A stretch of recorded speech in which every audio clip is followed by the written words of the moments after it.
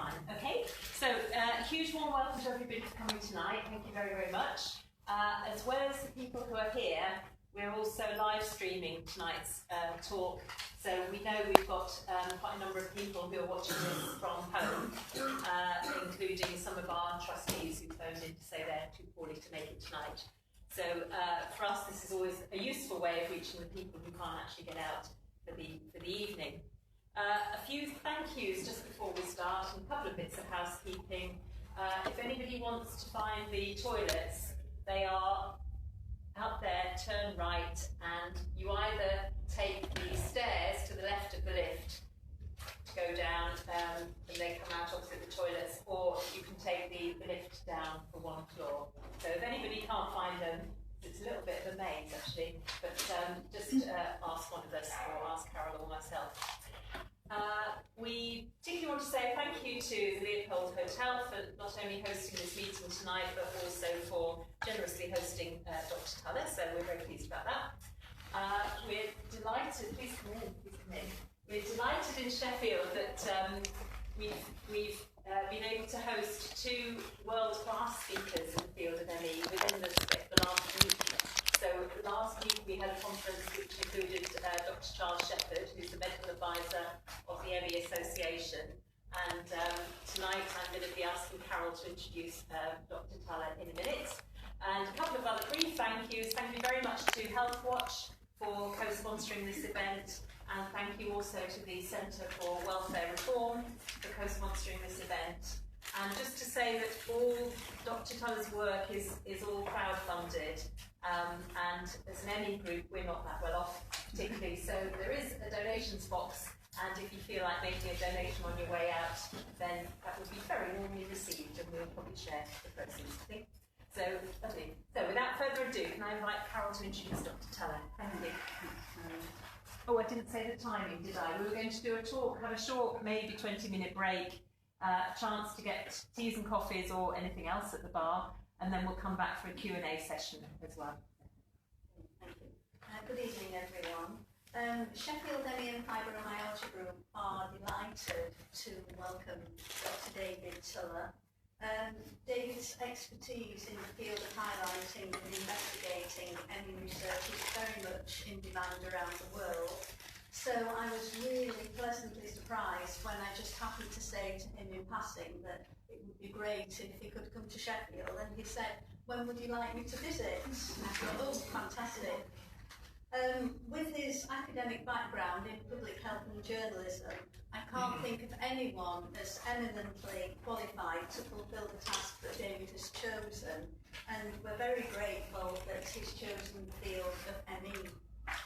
Not only does he invest a huge amount of time and effort into his work, travelling the world, meeting scientists, clinicians and other academics, but his compassion for ME sufferers themselves is clear, especially the severely affected who are housebound or bedbound, as he takes time out of his busy schedule to visit them when he can.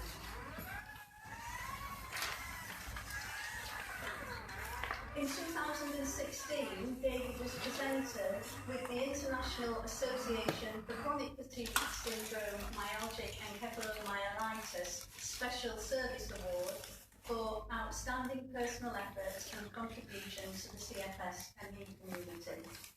Also in 2016, he was presented with the Young ME Sufferers Trust Award for Scientific Journalism. In 2017, David was guest speaker at the 12th Invest in ME International ME Conference, and was recently invited to Bristol, where he spoke at the 2018 UK CFSME Research Collaborative Conference. To list all of David's activities and achievements in the ME arena would just take too long. So, suffice it to say, welcome Dr. David Tuller.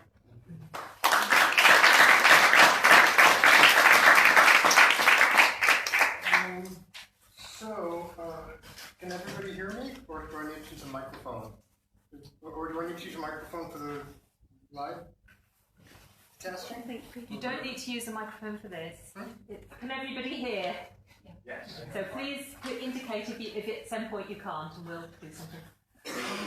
So I'm just curious, I know that there was maybe going to be some healthcare professionals or providers here, so I'm curious, how many of you are patients or patient carers, and that's why you're here? Raise your hand.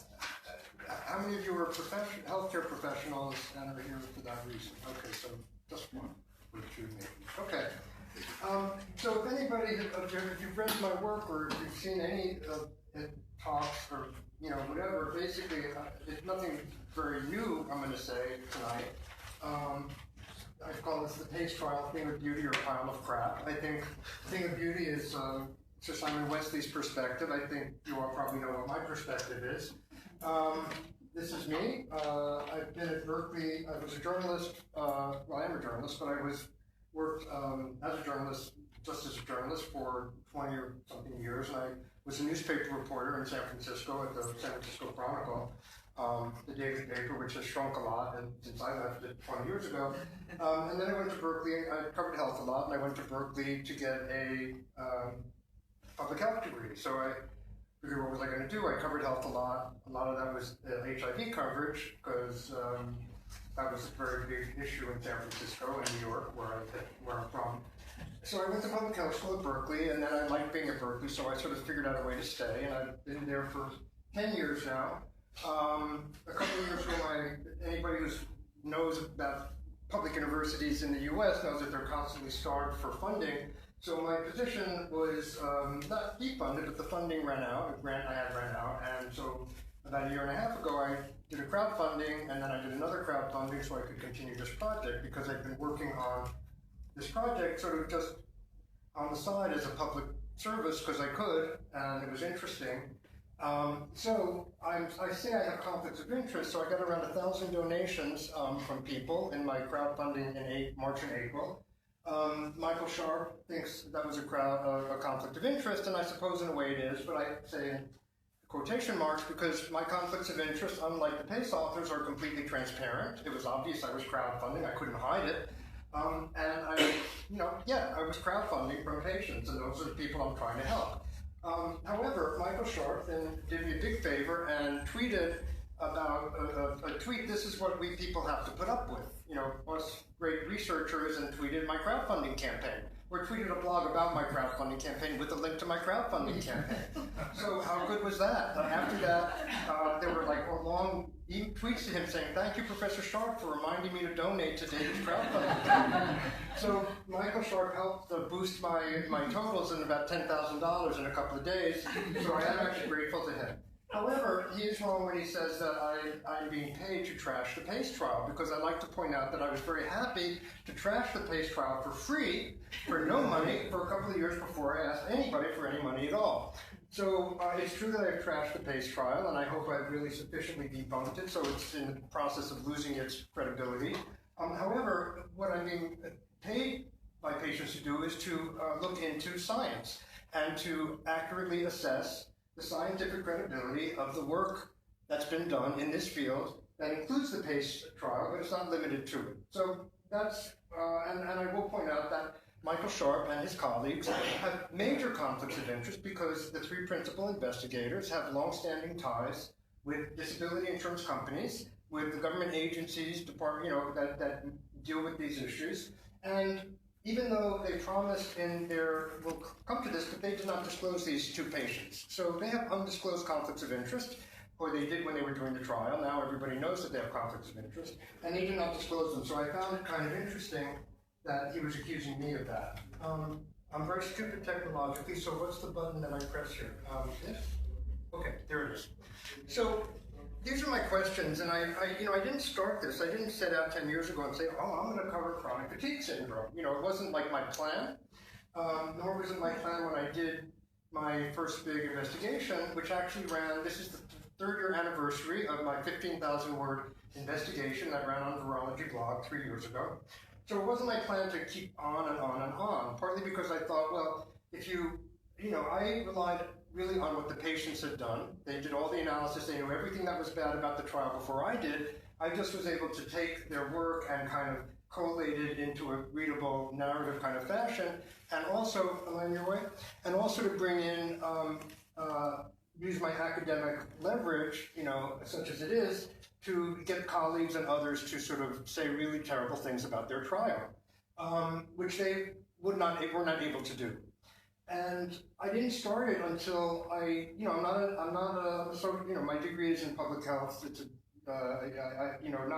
it's a social science degree essentially. I'm not a biostatistician. I'm not an epidemiologist, but I know a lot of those. And so when I was looking at the PACE trial, I took it to my colleagues at Berkeley, I was saying, what do you think of this? And they were like, I can't believe this piece of crap, I'll say. I get very agitated when I talk because I really get kind of upset and incredulous each time I talk about this because it is so outrageous and so ridiculous, this whole saga. It's very much the emperor has no clothes. The entire UK academic and medical establishment is implicated in it, which is why they're holding on so tightly to it, because they have to at some point acknowledge that this is all a big pile of crap and not a thing of beauty. And I get agitated and I sometimes use words that I shouldn't be using and use expressions like some that we had in summer camp. If any of you saw my Newry talk about this kind of incestuous relationship between all these observers, all these researchers and the agencies, and they all peer review each other's things. So I will try to contain myself and use nothing worse than the word crap in this talk. But I've been fascinated of a few things, and these are really some of the things. I mean, how does a study in which people had already met outcome thresholds at baseline ever come to be regarded as a thing of beauty or as anything decent or any kind of study that should have been published? It's kind of astonishing to me. And is there a legitimate place in what we call science for this kind of work? I would say no. Is there a place in science for a study in which people were simultaneously disabled and recovered? Or in the Lancet paper, this was called in the normal range on the same measure, right? I don't think so. Why has this study been defended for so long and continues to be defended, as we saw recently by Fiona Watt, the head of the MRC, as a good study? And why is this happening? And why are patients defamed for pointing out that the emperor has no clothes, for pointing out truthfully that this study is a piece of crap?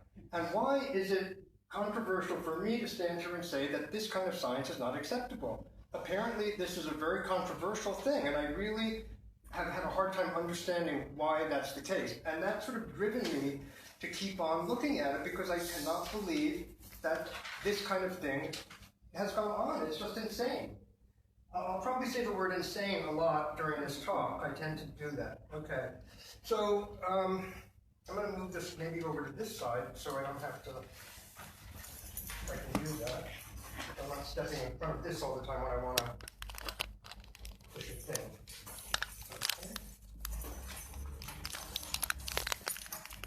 Okay.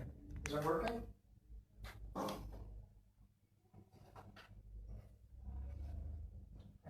Okay.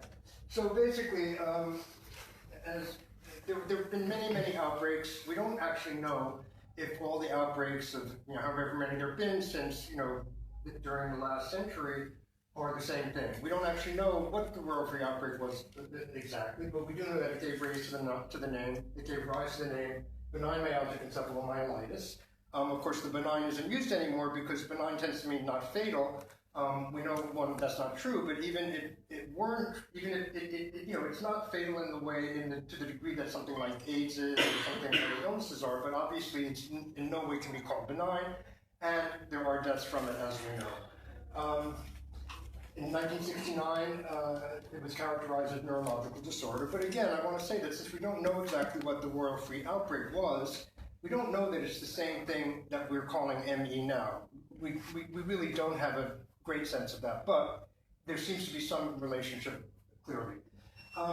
In 1970, psychiatrists, McEvedy and Beard, I guess one was not quite a psychiatrist, or maybe he was a psychiatrist in training, was, I think, his doctoral dissertation, interpreted it as a case of mass hysteria, and one of the main data points was that most of the people who got it were women in the rural free outbreak, so of course it must be mass hysteria.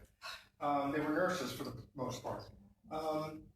In 1988, the CDC called this chronic fatigue syndrome after investigating an outbreak in Lake Tahoe in Nevada. Simon Wesley, Trudy Tuller, and some other authors basically first proposed this hypothesis on deconditioning and false illness beliefs, which we know about, in 1989, and they started using the term chronic fatigue syndrome after the CDC report calls it that. Small studies in the 90s were testing this theory. They seemed to be showing that people could, seem to improve, according to them, using, some combination of CBT and graded exercise therapy. 2003, the PACE trial was approved. In 2005, they started it. 2011, they published the results on improvement and some other stuff, but that was the main focus, the improvement findings. And in 2013 was the so-called recovery paper that was published in Psychological Medicine. This was a short summary of events. So more than 20 case definitions, a lot of you probably know about them. So the Oxford criteria, 6 months of unexplained debilitating fatigue. Very clearly, that can be a proxy for a lot of other things, that undiagnosed depression, undiagnosed anxiety disorders, other fatiguing illness, something we just call idiopathic chronic fatigue that, we don't know, but not necessarily what others would call ME. 1994, the CDC so-called Kokuda criteria, 6 months of undiagnosed unexplained debilitating fatigue, and then 4 of 8 other symptoms. For the 8 very common symptoms, but not requiring post-exertional malaise, although that was one of the 8 that one could have. 2004, NICE guidance, 6 months of unexplained debilitating fatigue, plus 1 of 10 other symptoms. Very confusing because in that, the post-exertional malaise is supposed to be part of the fatigue, but one of the 10 other symptoms is exacerbation after more fatigue after activity. So it's not really clear if post-exertional malaise is required or isn't required. And, not surprisingly, that's been one way that I think people have been able to kind of characterize people who have just chronic fatigue as having chronic fatigue syndrome or ME. So 2003 was a Canadian consensus criteria. 2011 was another international consensus criteria based on the 2003. And these 2 are much more specific and much more kind of targeted towards the population that likely seems to have what we would call ME. Although again, the names are used around. The 203 one is ME CFS. The 2011 one is just ME. Then we have in 2015 the Institute of Medicine, now called the National Academy of Medicine in the US, came up with this weird name, this SEID, Systemic Exertion Intolerance Disease. And they have fatigue, post-exertional malaise, unrefreshing sleep, and cognitive dysfunction and or orthostatic intolerance as core symptoms. The problem with this is that it doesn't exclude people with primary affective disorders, so depression and anxiety. And it's supposed to be a clinical case definition, and not a research case definition, but it's now being used for a research case definition. And in a research case definition, you probably really want to exclude people with depression and other reasons, possible things that could complicate the interpretation of what their fatigue is about. Not because they can't have ME or they can't have the illness, but because it makes research more complicated. So in a clinical case definition, it can always be a bit broader because then you get them into clinical care and you can figure out what's going on with them. When you're doing research, you want a kind of a more well-defined target population. Okay. Can everybody hear me? Am I talking loud enough?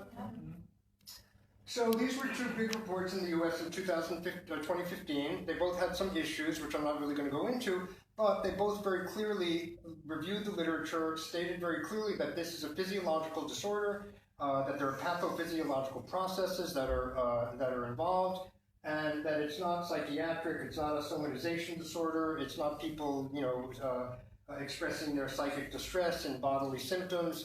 It's about some organic illness that we don't quite understand.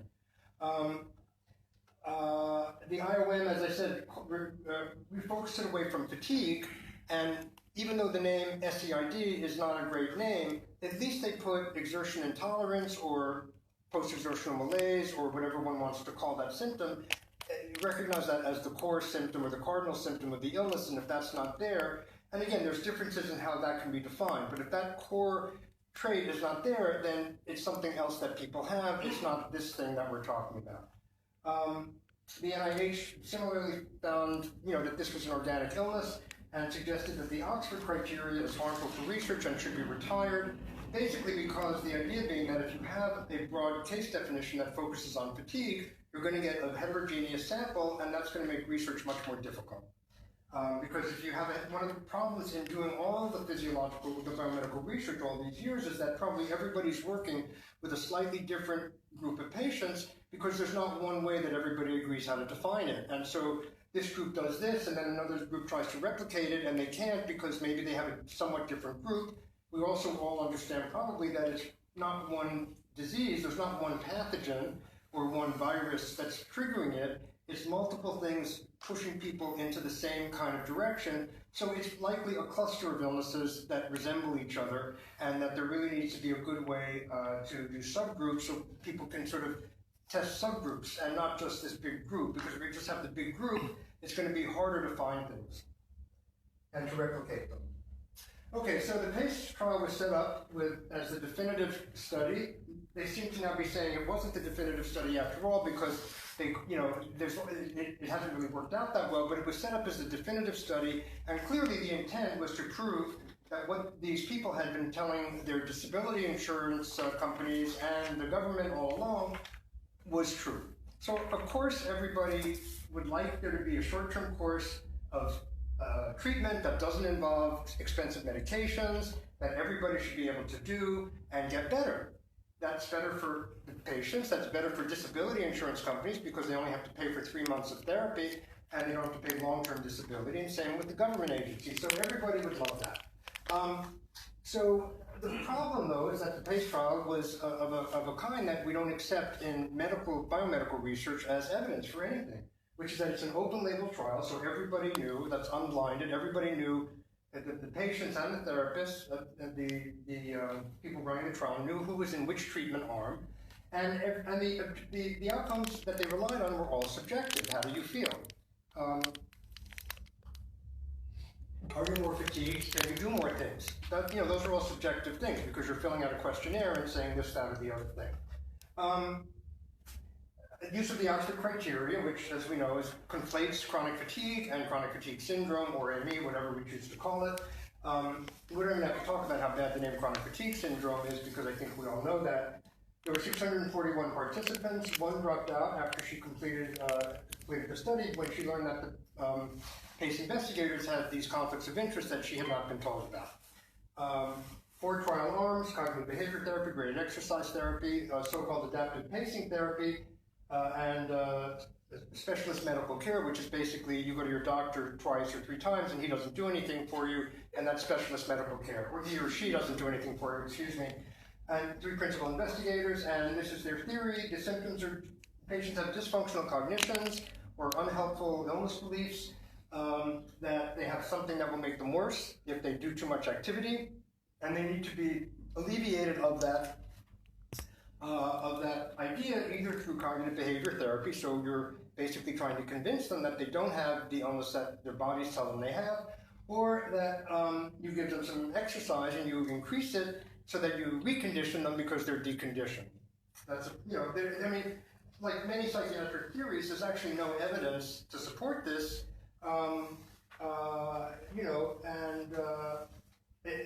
they came up with it because it sounds sort of reasonable on a theoretical level, but there's no way to prove it or disprove it. Okay, so there are biomedical research efforts going on. These are just in US, UK, Australia. Nobody really quite knows what's going on. Obviously, most people seem to get it after an acute infection, which might be often viral, glandular fever, might be a bad flu. Sometimes bacterial infections, could be a lot of cross stuff with Lyme disease, we don't quite know. That seems to trigger some sort of hyperimmune activation that continues after the virus or whatever it is goes away. Disrupts neurological functioning, inflammatory responses, possibly leading to mitochondrial inefficiencies and energy production. So one idea is that people might be having some mitochondrial dysfunction, and that this sort of triggers, or they have some predisposition to mitochondrial dysfunction perhaps, and this whole, whatever happens is triggering that, and they're basically, people are not producing enough energy at the cellular level to function. So again, it's most likely a spectrum of disorders, so it might be as well environmental toxins. Mold has been possibly implicated. Could be some sorts of trauma. It could be stress, because stress creates like a physiological trauma, as opposed to just psychological trauma. It might be a combination of these things for some people. So people often find when the doctors do their histories that they have one thing that triggers it, but when you go back, it often seems they took too long to recover from something else. Then something else happened and they didn't quite recover from that, but they got back to more or less normal. And then something happens that really whacks them out. And so it might be a combination or a cumulative effect over a period of time. It's just not clear at this point.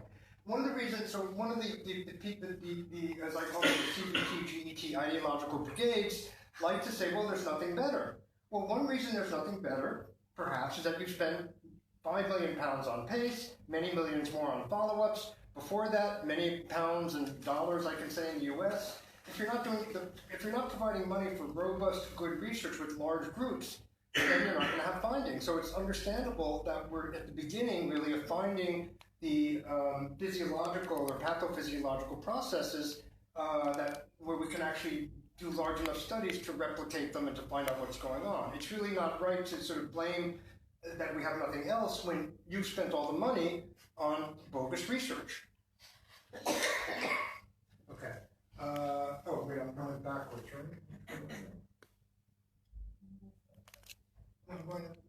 Okay. So, the first results in Lancet, I'm not going to go, so we know they had great results. Well, they actually had very modest results, but they presented them as good results. 22% recovered, according to the Psychological Medicine paper. 3 years ago, this week, Virology blog published started my series. I thought it would be a one-off, and I thought, oh, the trial would have to disappear. If it was a breast cancer trial, if it was any kind of normal disease, that would have been the end of it. And it would have been front page news everywhere, and, but no, that didn't happen. A week later, I was very lucky because a week later, I didn't know this, but Lancet Psychiatry published their 2.5-year, their follow-up, in which, again, they sort of manufactured results that they had no business, making claims that they had no business making. Because my piece had just been published right a week before, some of the coverage actually combined those. So for the first time, these people had to confront that they had reporting on their study where there was actually not just patients, but sort of counter arguments to be made within the coverage. That was somewhat new. So very heroic patient, Alan Matthews from Australia, one who had applied for the raw trial data through the Freedom of Information Act in the UK, one at the Information Commissioner's office. And again, that had nothing to do with what I had done because that decision was definitely written before, but it was a nice coincidence of events. And the tribunal in August ordered Queen Mary University to turn over the raw trial data. They decided that it was not a vexatious request, as had been claimed by the PACE authors in their university. And the decision was actually quite scathing in terms, they didn't tear up the PACE trial like I have in public. However, in terms of legal terms, the decision was quite scathing. And they totally dismissed the idea that there was a campaign of harassment against the PACE authors. That's not to say other researchers outside the PACE authors may have done horrible things, and I don't doubt that there have been patients who have behaved in ways that they shouldn't and made unnecessary and comments. However, when it came to the PACE trial authors, the tribunal was not presented with sufficient evidence to find that there was a campaign of harassment. They said the worst that they'd seen was that someone had heckled Trudy Childers once at a conference.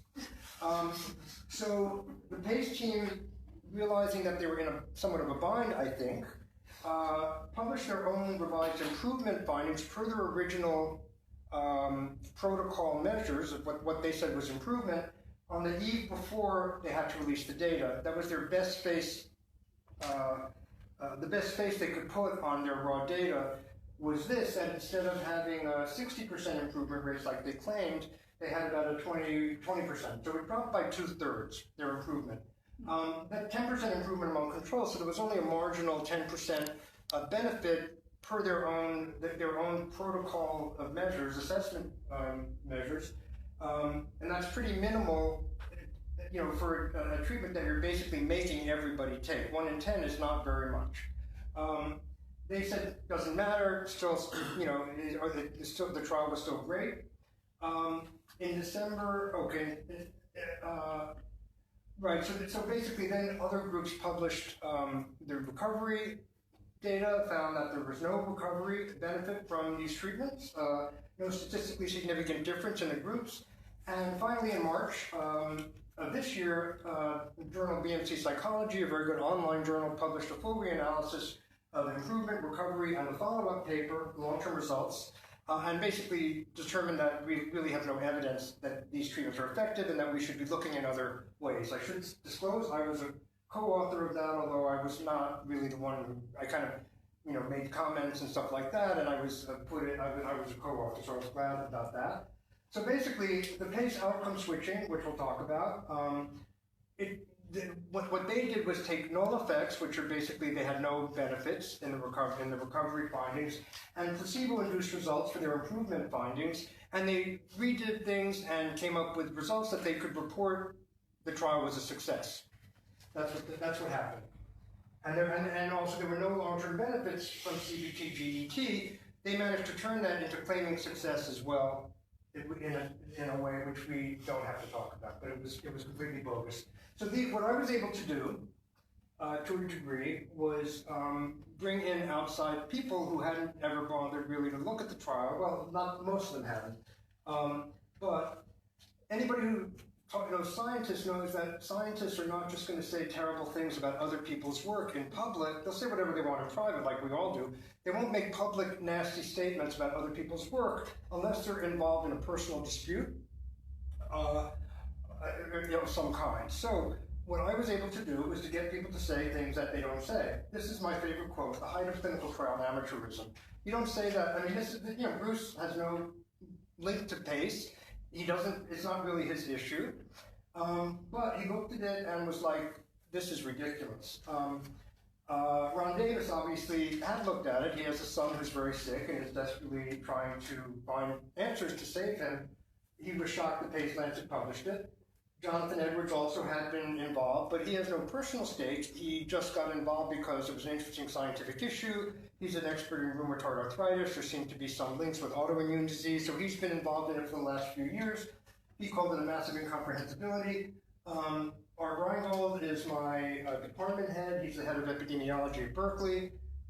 He said, I've never seen anything like this, and said an independent review should be good. I called it a piece of crap. I called it worse. I called it doggy poo. Carol Monahan, or it should be Monahan MP, shouldn't it? Carol Monahan. Anyway, Carol said it's one of the biggest medical scandals of the 21st century. I've tried to correct her and say I think it's one of the biggest medical scandals of the current millennium, even though the millennium's only 18 years old. But I think she's sticking with this version. Esther Crawley, we know Simon Wesley called it a thing of beauty. And Esther Crawley, my best friend, has called it a great, great trial. So this is my 15,000-word expose.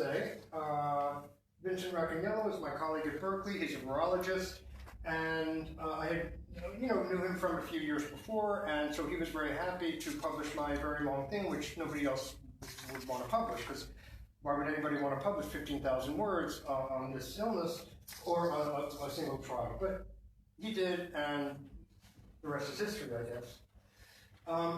So what happened after my series? Nothing happened right away, and then I thought, well, how am I going to do this? What am I going to do next? What's my next strategy? And I thought, oh, open letters, that's what we can do.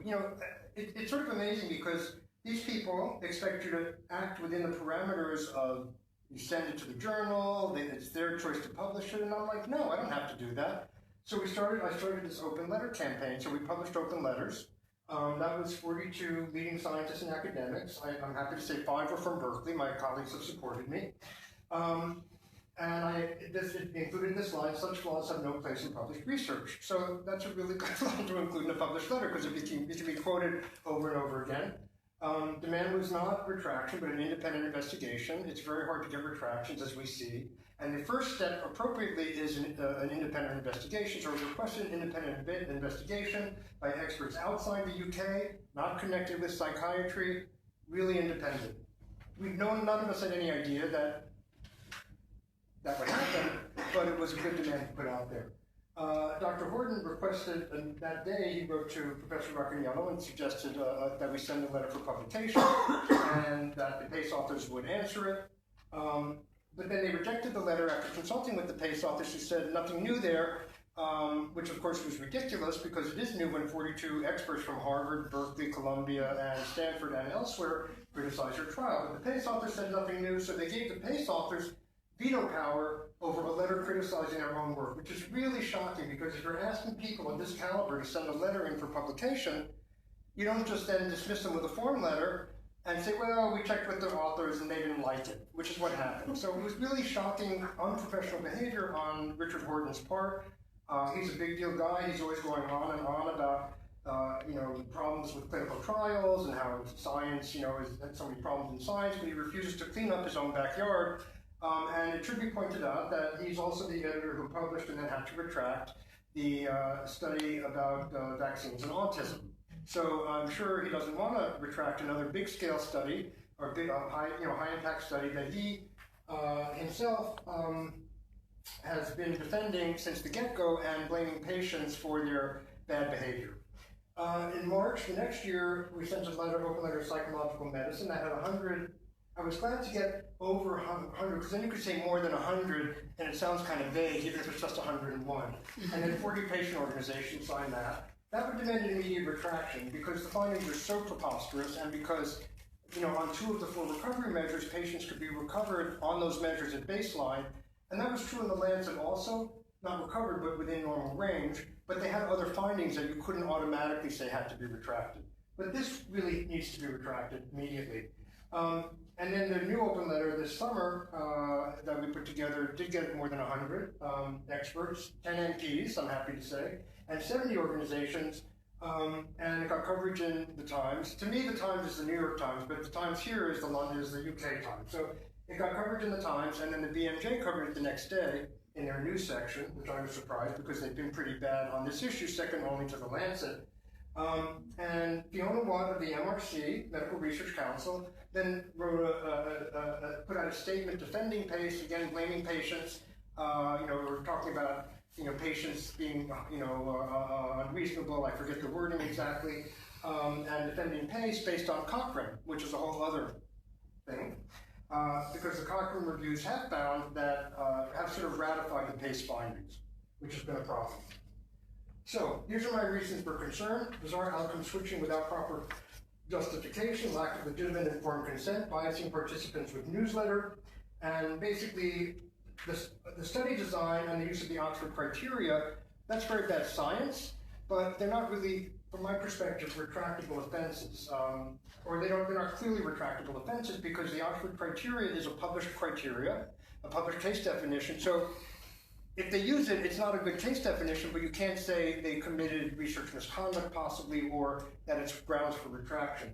Same with the study design. It's a stupid study design. We don't prescribe medications or approve medications based on giving people medications and telling them which one it is, and then you ask them, fill out a questionnaire, do you feel better?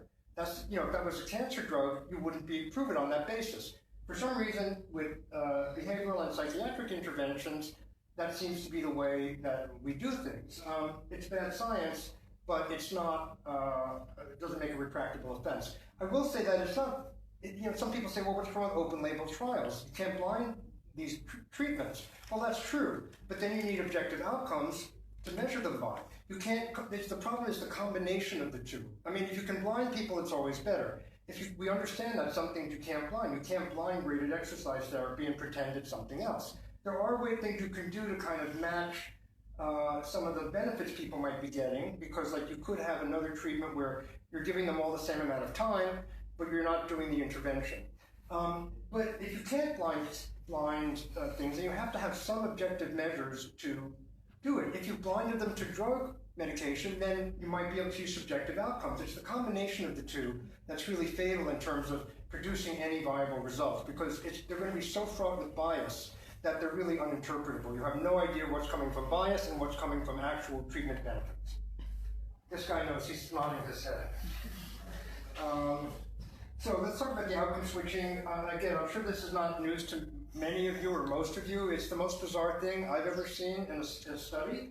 Nobody's ever seen anything like this, because I doubt that there are other published trials in which people have met an outcome threshold at baseline, because it's just not possible. I mean, you can't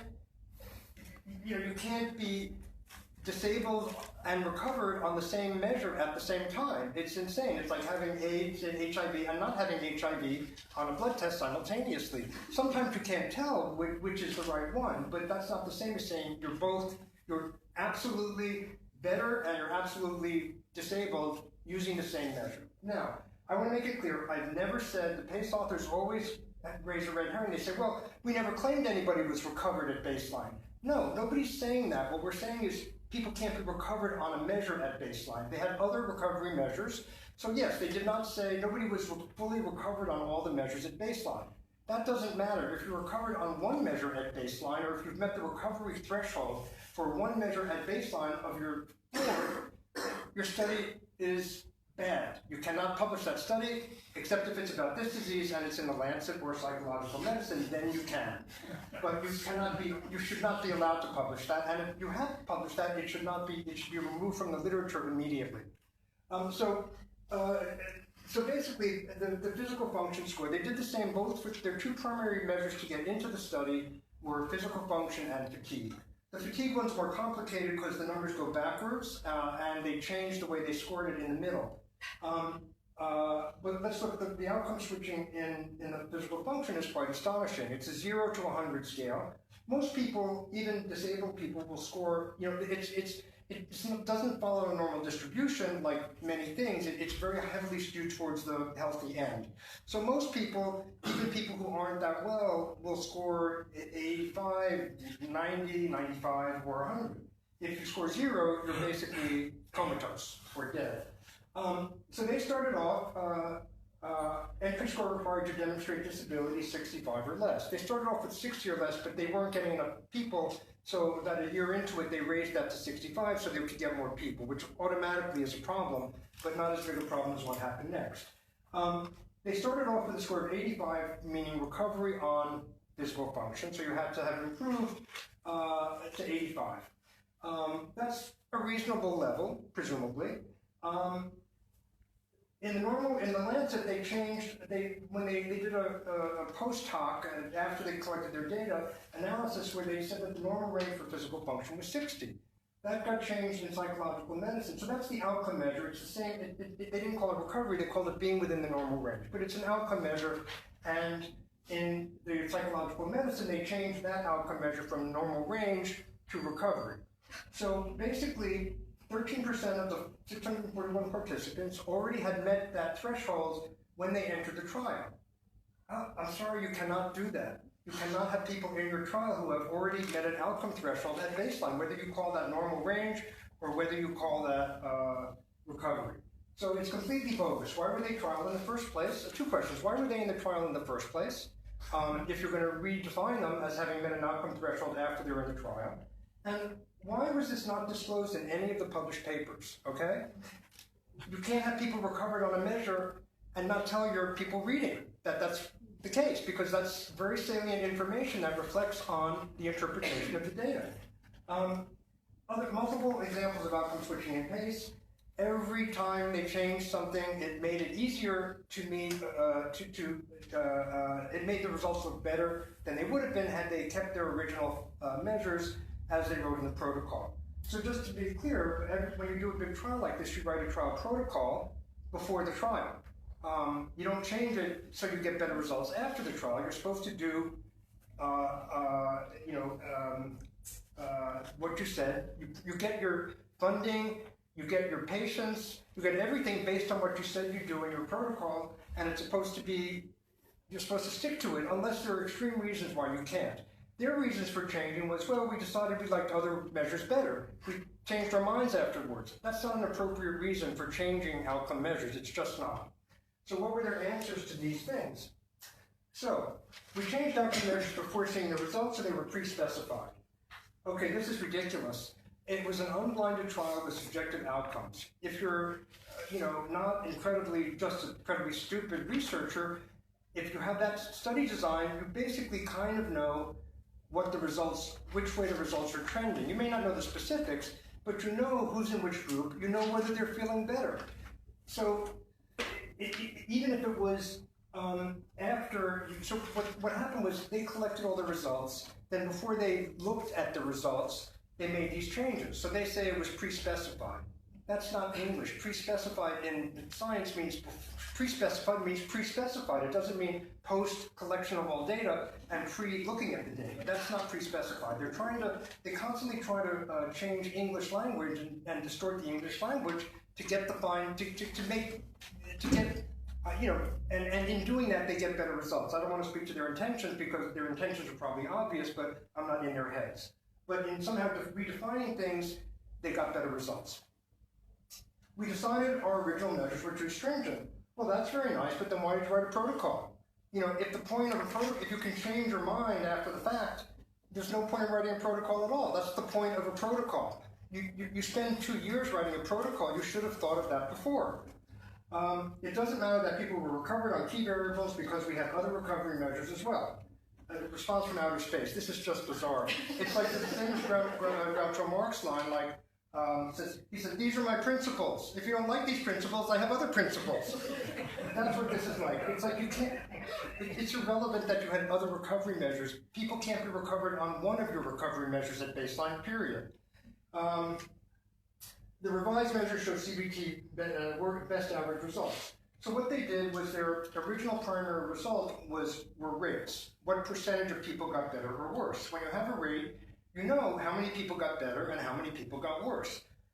What they did was change that to an average. So within each group, they averaged all the scores. So they would then show that the average score in this group was better than the average score in that group. Now that's an interesting finding. However, that's not what patients want to know. If we're all, let's say we add all our salaries together, if we're working, or our income together, and then Bill Gates comes into the room and we add his income in. Well, our average income is going to be enormous, right?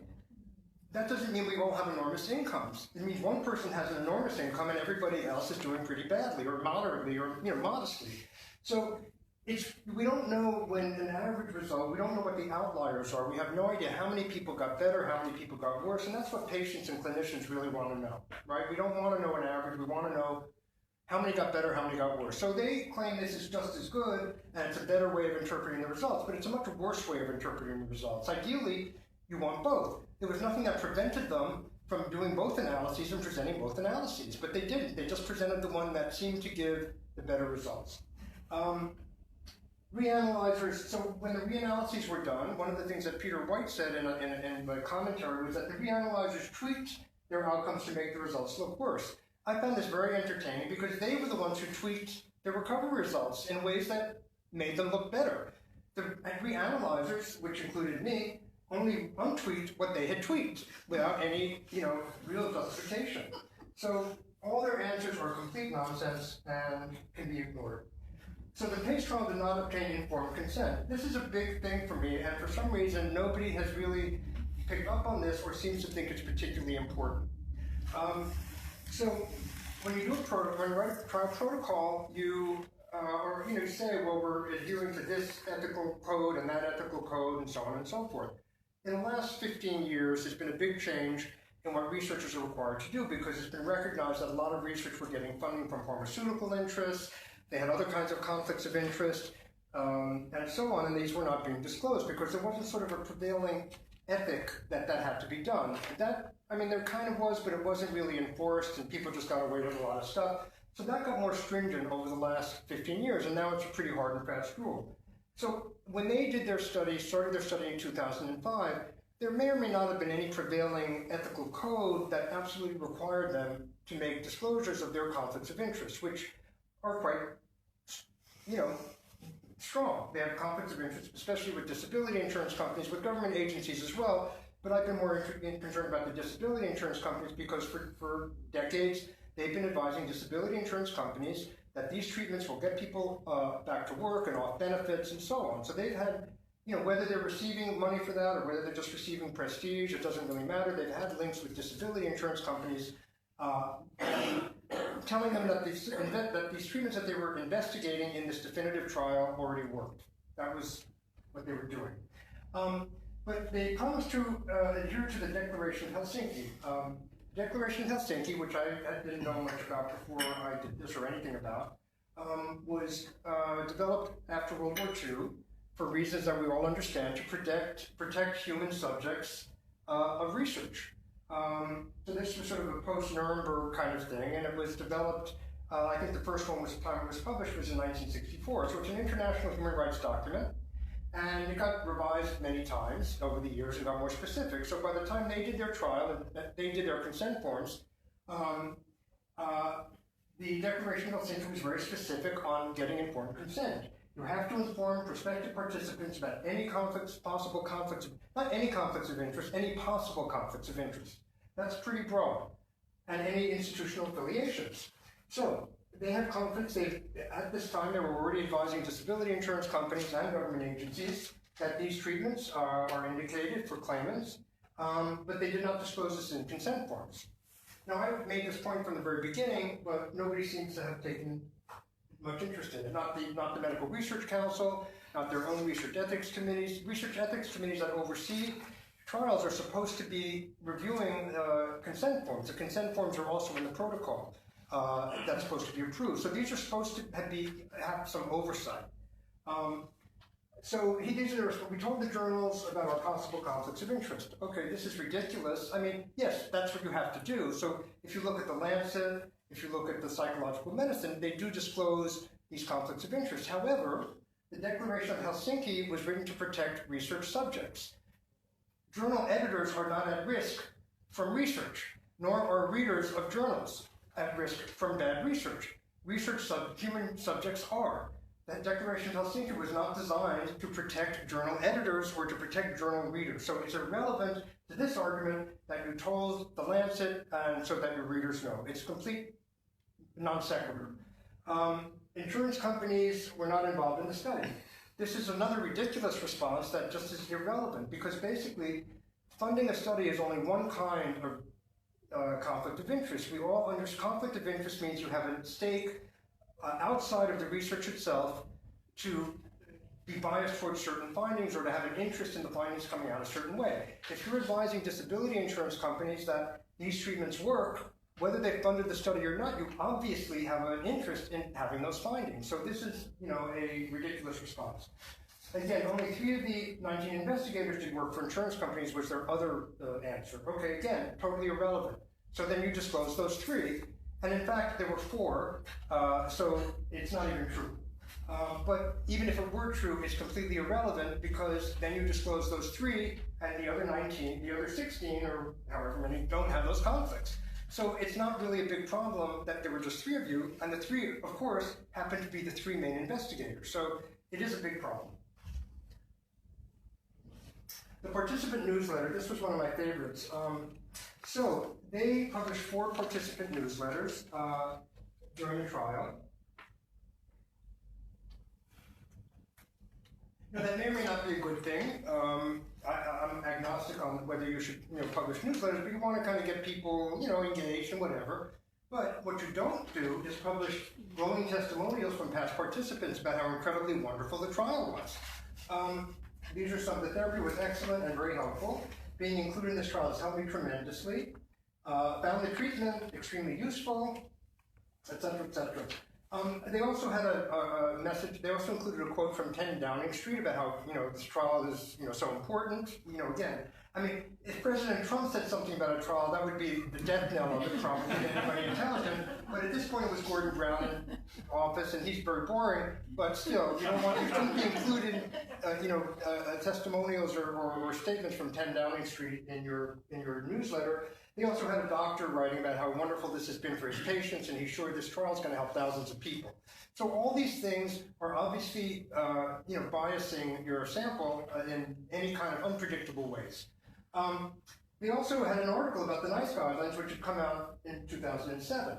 And the NICE guidelines found that CBT, GET, and what they called activity management had been approved based on the best available evidence. So they're already telling people in both the CBT and GET arms and the other arms that these two treatments that they're testing are going to help them, or likely to help them. And they're telling the people who were not in those arms, well, no, there's no evidence that this is going to help you. And by the way, I mean, probably a worse problem than this, which I didn't go into here, is that the trial manuals themselves reflect this. So the CBT and the GET trial manuals for both participants and the therapists basically are full of statements about this has already been shown to work, this is already shown to make you better, other people have recovered from this or gotten better from this, and so as part of the treatment modalities for CBT and GET, they're inducing bias by telling people these will make you better. And then they're asking people at the end, do you feel better? You don't have to be a genius to figure out that that's going to have some effect, more than if you have other things like adaptive pacing therapy or stupid medical care, I like to call it, that where they're not telling you that this is going to make you better. Those people are less likely to say at the end, for any number of reasons, either they want to convince themselves that they're better, or they have something called therapeutic allegiance. They like the therapist. They want the therapist to feel good about their work, so they're going to say, yeah, I feel better. Or they want to convince themselves they feel better. Maybe some of them do feel better, but we don't really know because they've created an environment where bias is going to be there, and we don't know how much. So what's their answer to these? Okay, the treatment arms were not mentioned in the testimonial, so there could have been no bias. As I said, it's hard to know how to respond to such a preposterous claim because you're basically acknowledging that you're biased. They said, well, all the influence would have been in one direction, so it can't be biased. Well, first of all, it's obvious from some of these statements that these people were in treatment arms, right, and not in passive arms. So that's automatically not true. But the other thing is that you cannot bias anyone in your study. You cannot bias everyone in your study. You can't have unidirectional bias, non-differential bias. I mean, if the testimonials had just been from the CBT and GET groups, that would be considered directional bias. This is kind of non-directional bias where you're trying to convince everybody that they're doing better, but you're also at the same time telling people in the CBT and GET arms that they're more likely to get better. So they're pretending that it's not biased, but it is. It's just ridiculous to claim.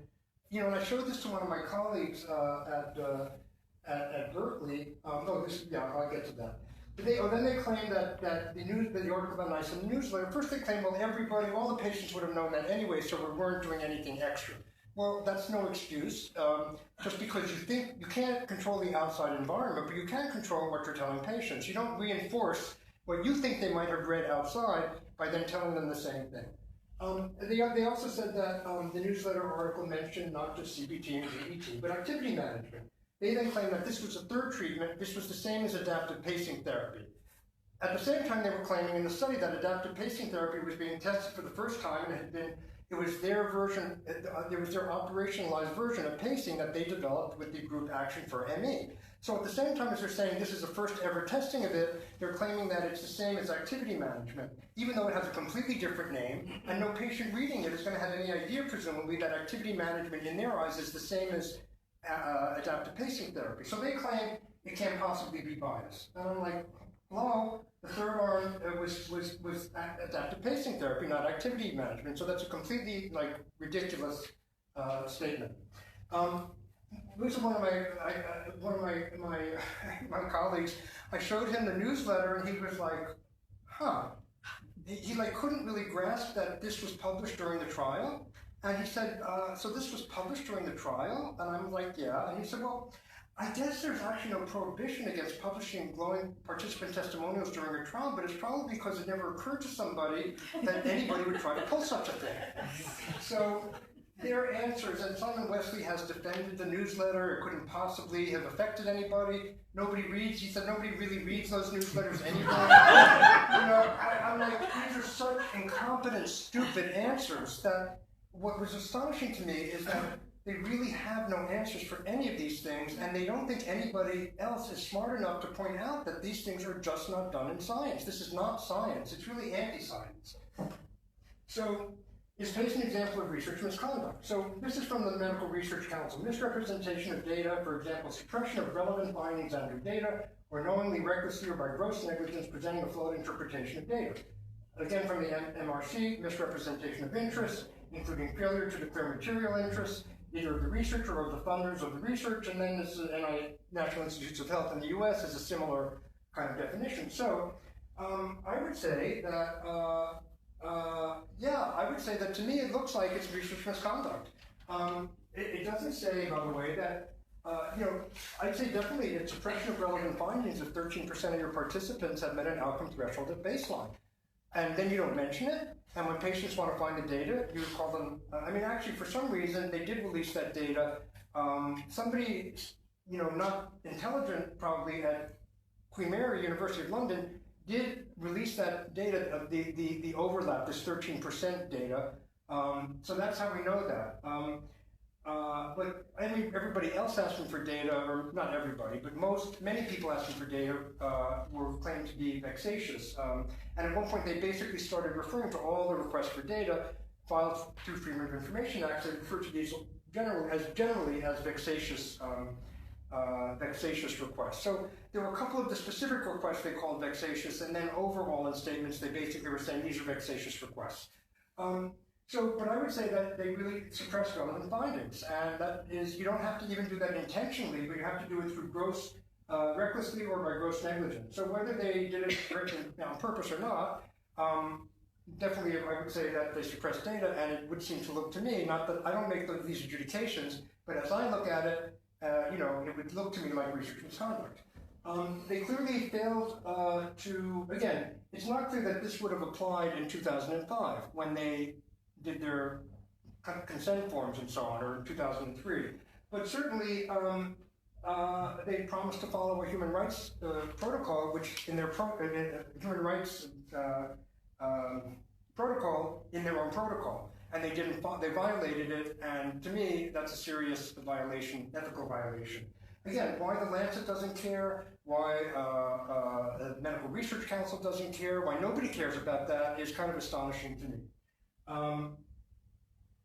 So these are my conclusions. The findings cannot be taken at face value, and in fact, they prove the opposite. Had they published their findings as they had promised to provide them in the protocol, they really would have had to say, we kind of screwed up. We kind of been wrong for 20 years, and we're really sorry that this doesn't prove what we thought it would prove. They would have been then, it still wouldn't be a good trial particularly, but at least they would have honestly reported what they had done. That's not what they did. So basically, according to the reanalysis, the study showed that it didn't work. They have no real findings to claim except a marginal 10% difference in so-called improvement, but given the study design with open label and subjective outcomes, that's clearly well within the range of what might be a placebo effect from telling people that they're getting a treatment that's going to make them work, that's going to make them better, and then they say they feel better. The other thing to point out is that they had 4 objective outcomes, a walking test, a fitness test, which is like stepping up and down on a step stool, getting back to work, and getting off benefits. None of those supported their objective findings. None. The people in the exercise group walked a little bit further, but they still were, first of all, only 75% of the people gave data. It completed the walking test by the end of the study, which means 25% of the people did not. And they didn't, so we don't really know why those people didn't. Presumably a lot of those people couldn't. So we don't even have the data for those, or they didn't provide the data for those. And the other thing is that the people who did marginally better in the graded exercise therapy group we're still much, much worse off than people awaiting lung transplantation, people with congestive heart failure or other major illnesses. The patients, I don't remember specific, I know lung transplantation, I can't actually remember the other specific major illnesses that people had who were walking quite a bit farther than the people who were supposedly doing better from graded exercise therapy. So they basically had really, and they certainly did not support any claims of improvement, a significant improvement, or any claims of recovery. Those findings were statistically significant, but they were clinically insignificant. They have no legitimate defenses for any of their bad methodological choices. Well, I didn't go through all of their methodological choices, so maybe they have some defenses for some of them, but the main ones they have no defenses for. And I say they blame patients for being like like climate change deniers and anti-science. They're the anti-science people, they're the climate change deniers, not the patients who have been complaining about this in all the proper venues, letters to the journals and so on, since it was published 7 years ago. At Berkeley, the PACE trial is now used in epidemiology classes as a great example of terrible research, and that's really the only use for it at this point, except if it were turned into a roll of toilet paper and used for that purpose as well. That's the only other good thing for it to be used for. Let's talk about the Cochrane just for a second. So there's obviously been developments. The PACE trial has been debunked. I'd like to say it's been debunked, obviously. They don't accept that yet, but in terms of the larger scientific community, that's clear. Those who are deluded at the top of the UK academic and medical establishment and who are suffering from mass hysteria clearly do not accept this verdict yet, but everybody else outside the cabal and the enablers in the UK academic and medical establishment have decided that it's a piece of garbage or a pile of crap or doggy poo or whatever you want to call it. Probably not in those terms. I like to use those terms. So CFS has been in the Common Mental Health Disorder section. Actually, it's the Common Mental Disorder section. It's actually the Common Mental Health Disorder section. They have claimed that there's evidence. These reviews have looked at all the studies and said that there's evidence for these treatments. Part of the problem is PACE is the largest study in Cochrane. They're rated as having as a good study. Others, most of the other reviews are Oxford criteria studies, so they're incapable. They're probably generating heterogeneous samples. And the other issue is that people with depression and anxiety disorders are very likely to benefit from psychotherapy and from exercise treatment. Right? We know that. So if you conflate your cohort with chronic fatigue and chronic fatigue syndrome, and you have people with other things there, they may very well benefit from these treatments. So we can't really tell if it's helping anybody with actual ME or actual chronic fatigue syndrome. So there has been rising pressure on Cochrane to reverse course. They have a individual patient data review for X. So they published an exercise review in 2014, and that review is basically supposed to be looking at the published data from the studies that they looked at. They were doing what they call an individual patient data review, which is that they get the raw trial data from the studies, and then that allows them to do more in-depth kind of analysis. And that was supposed to be published last year. It was expected to be published last year. It was known that Cochrane, to their credit, sent it out to a wider audience or a wider set of peer reviewers than they normally would. That suggests that they were dissatisfied with the peer reviews that they got from probably the smaller group that they normally would send these reviews to.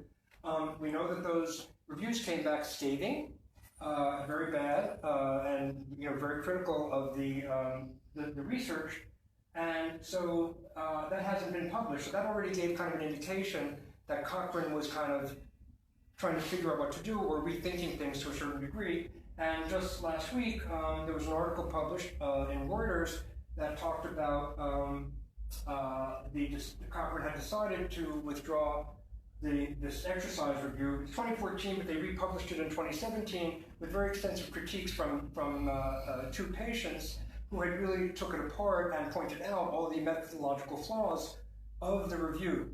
So the patients were not criticizing it. I said war ensues. It has now been portrayed that this is, again, irrational patients. They don't want to think it's a psychiatric illness. That's why they don't like the reviews. No, the patients don't like the reviews because the reviews, like the PACE trial, is a piece of crap. It's methodologically flawed.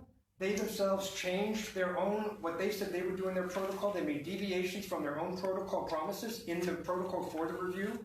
They changed it. They acknowledged that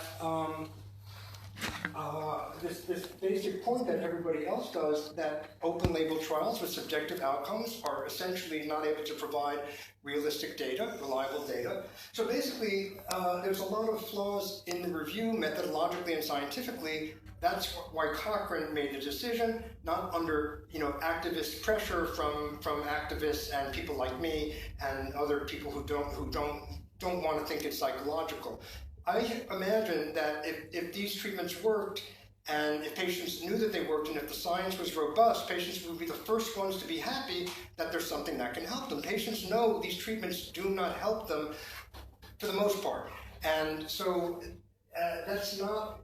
So the reason that Cochrane has decided to withdraw the review is on the scientific level, that this exercise review is a bad review, and it's not about patients not believing in psychiatry or being prejudiced or whatever it is that the CBT, GET cabal is claiming, or that the Science Media Center would claim, or I like to call them the Anti-Science Media Center.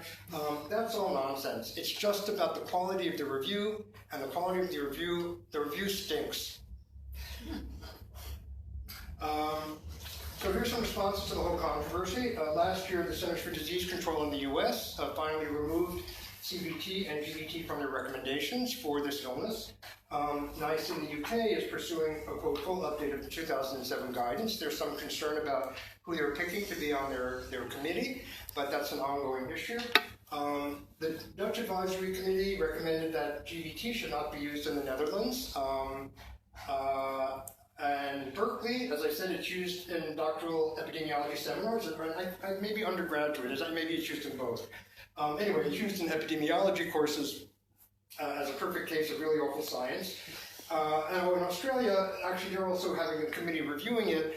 I first did this talk in Australia in the spring, and so in Australia they're still sort of wedded to this paradigm because the GP group still adheres to PACE and still has this in their guidelines, and therefore it's still sort of required for anybody who wants benefits. They have to show that they've shown that they want to be treated, and they can't show that they want to be treated and get better if they haven't done one or other of these treatments. So people are really forced into a very difficult position.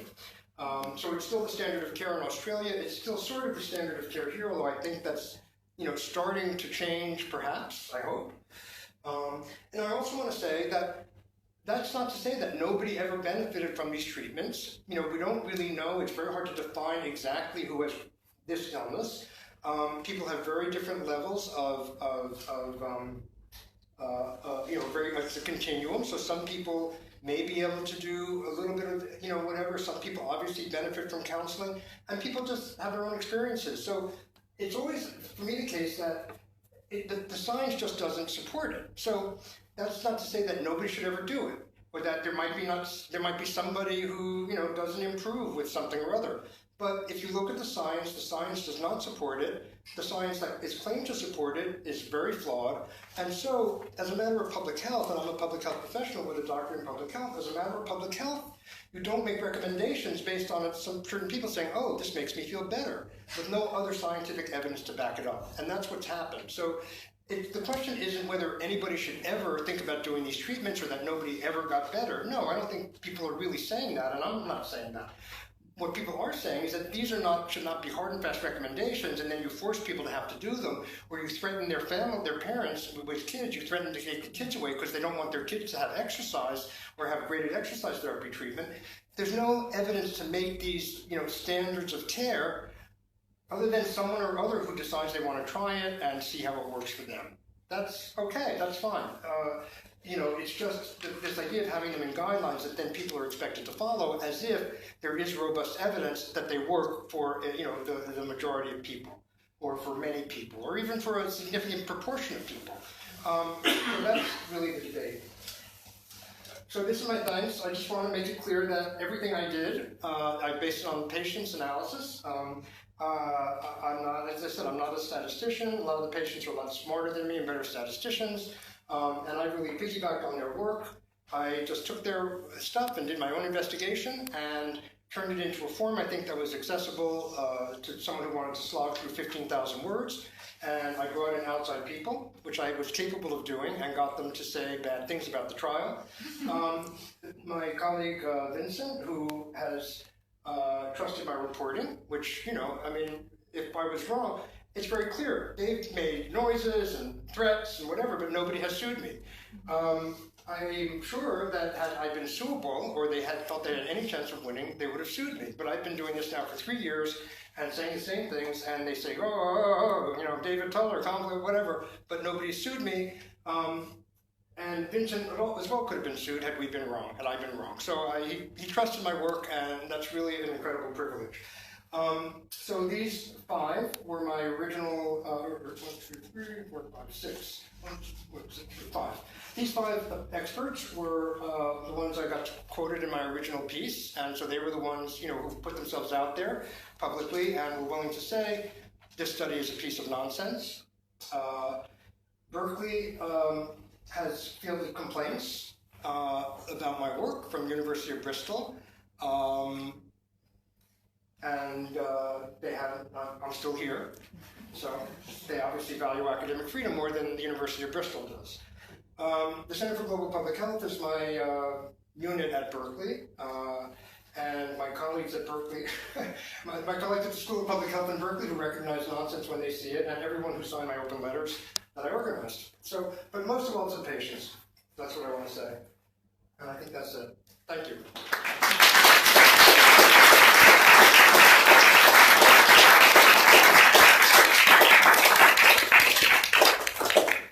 Thank you to Dr. Tuller for such an extensive amount of work over many years, and you've had such an amazing dialogue with so many patients around the world that's all contributed to this. So, yeah, so that's really what's kept me going. You know, I mean, you know, I hear a lot from a lot of patients, and so that, you know, that's really what's kept me going. And also, really, for me, it's been a fascinating project. I mean, I've never been bored for a minute doing it. Sometimes I'm out of my mind. And obviously, most of my other friends, you know, who think I'm insane. And I think one of the things I want to say is that I've been doing this for 3 years. Well, you know, I was working on it for a year before I wrote anything. And really dealing with this people and dealing with this kind of insanity where I think these people really are suffering from mass delusion about the quality of their research, and I understand why it's very hard when someone comes along, when people and patients come along, or scientists come along and sign open letters saying, not only, you know, is this bad research, but you potentially harmed a lot of people along the way. So if you're someone, you're in retirement, or you've invested your career in this, I can't imagine having to accommodate that kind of reality. That doesn't excuse it, but I kind of understand it. But in confronting it, it's driven me a bit insane. You know, I just don't even know how to explain it. And so when I start talking to people who are not in it, they think I'm out of my mind. And so I tend not to, you know, discuss it much with other friends or whatever. And they, you know, sometimes they ask, and I then go on and on and on. And they're like, okay, let's, you know, how about the movie you saw last night? So I totally understand that for patients, and I've been doing this for 3 years, and I'm a healthy, robust 62-year-old as of, you know, this month. So it's driven me insane, and I can't even begin to imagine if you're a parent or if you're a person who's been suffering with, you know, had this for 10 or 20 years, and you get this not only from this, but from doctors and from everybody in your work or, you know, whoever, or other people. I don't understand how people can, you know, survive that. And so I just have such admiration for the patients, you know, for patients who really have struggled to cope with this really insanity and then have to question their own sanity when they keep getting back this up is down and black is white. It's just craziness. And yeah, so that's what I have to say. Thank you, thank you. And I think that's exactly why it matters to us in both the Sheffield group and also across this country, because we know that as families who've been affected by this illness, we can go and get CBT like that. if you're mild to moderately affected, but actually trying to get a whole series of biological investigations into what on earth is going wrong and what causes this devastating level of debilitation is really, really tough. And if you do CBT, and funnily enough, you don't find you're getting much better. And so you begin to think, well, maybe it's me, maybe I'm not trying hard enough. So it goes back to being kind of the patients. And that's really, sorry? Sometimes you are actually blamed by the practitioners for not doing it right. And there are also, I mean, there's practitioners around Sheffield who I know are in a very, very difficult position because they are required to follow nice guidelines and they know they feel uncomfortable.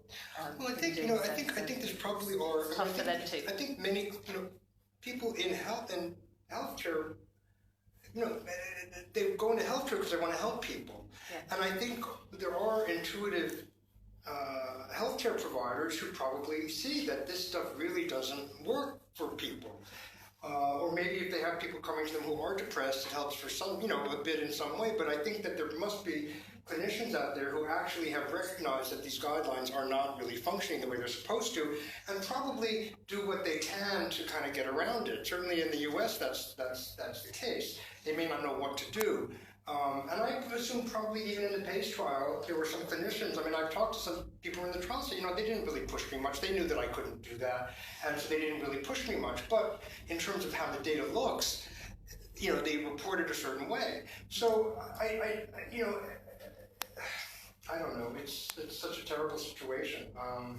The last time I checked, there was 120 families in the UK who have been either put on the Child Protection Register or threatened with the Child Protection Register because of their refusal to allow their children to participate in graded exercise. So and then the parents then when the parents freak out, as any parent would, then that gets used as evidence that they're harming their children, or that it's Munchausen by proxy, or with factitious and induced illness. Just like one of the evidences that you have this illness is that you believe it's a physical illness. Of course, if you have a physical illness, you're going to believe it's a physical illness. They use that as evidence that you're mentally deluded, that you're deluded, and that it's not a physical illness. Is part of the evidence that it's not a physical illness that you remain convinced that it's a physical illness. It's just they've got it all backwards. Anyway. I'm just wondering whether we should take a short break, and it's an opportunity for people to go and purchase drinks from the bar. I'm sorry we weren't able to provide freebies tonight. I'm sorry I talked for a long time. And come back and do a Q&A session. So would people is 15 minutes long enough? Is that about right? And come back and we can do question and answer. And if anybody wants to stay on beyond that, then I'm happy to stay. I don't have a hot date at 10 o'clock. If I did, I would go, but I don't. See you in 15